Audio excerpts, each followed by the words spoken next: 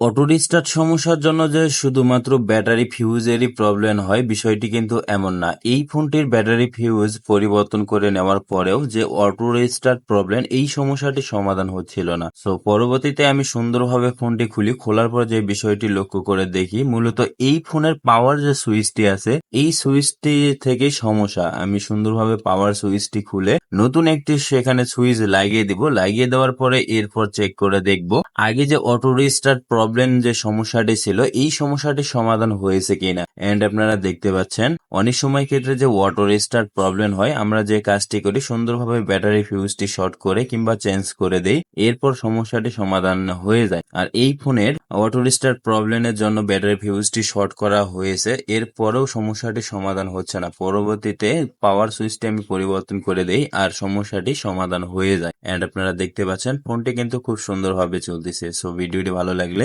অবশ্যই চ্যানেলটিকে সাবস্ক্রাইব করে ফেসবুক পেজটিকে ফলো দিয়ে রাখবেন। ধন্যবাদ।